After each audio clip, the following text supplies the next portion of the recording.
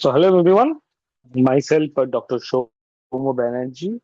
So, today I am your internal medicine educator, right? So, in the previous session, we have already completed the module one of our course.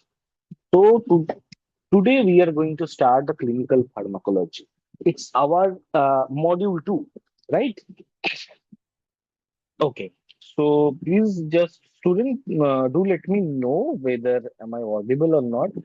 Hopefully, my sound is also visible and the slides are like doing good. Okay, so that we can start. Yes, it seems fine, doctor. Okay. So it's seems fine. Look, so our first topic of discussion in today's perspective is the good prescribing practices.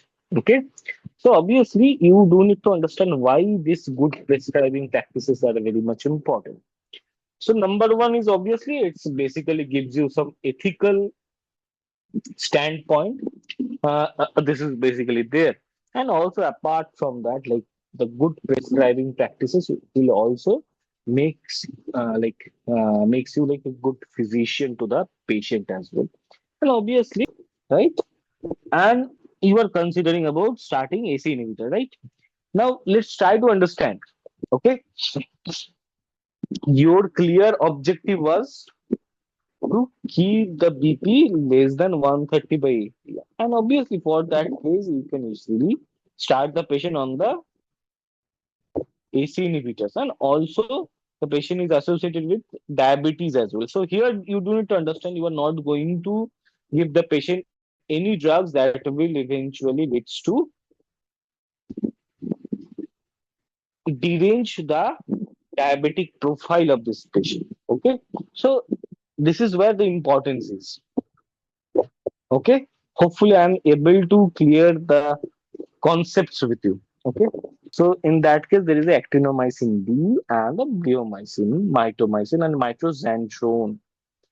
Also, there is a topoisomerase 1 and 2 inhibitor, like the topotecan irinotecan is for the one inhibitor, and there is a sorry, and there is a topoisomerase 2, like the etoposides and the tenoposides in that case.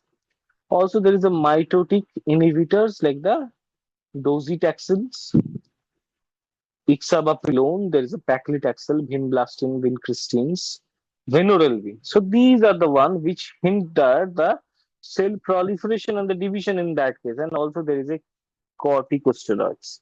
So these corticosteroids do nothing just to palliate the side effect of the chemotherapy in that case.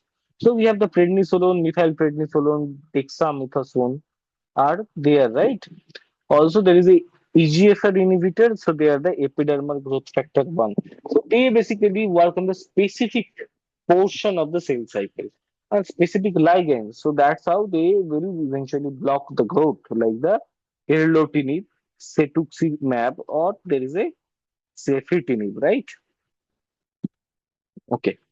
So I think there is a okay, good.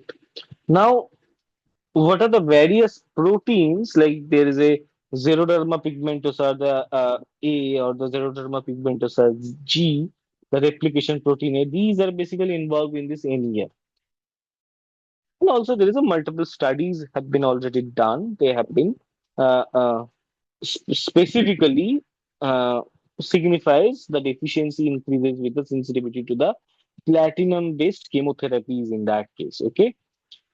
So you can see that. So there is a figure that has been mentioned. So the platinum-based combination in cisplatin construct, and there is a inter and intrastrand adducts, namely the lesions, right? With the nuclear and the mitochondrial DNA. And besides, it also stimulates the oxidative stress and the redox reaction, right? Uh, though there is activation of the P53 in which the P21 and the various other has been recruited, also there is activation of the VEX pathway. So for that case, you do need to understand the basic of the oncopathology in that case, right? So to illustrate this, these apoptosis pathways are basically accomplished through RAS, MAP kinase, or there is a P53, P18, or there is a GNK cascades are basically responsible for such. Okay. Okay. Thank you.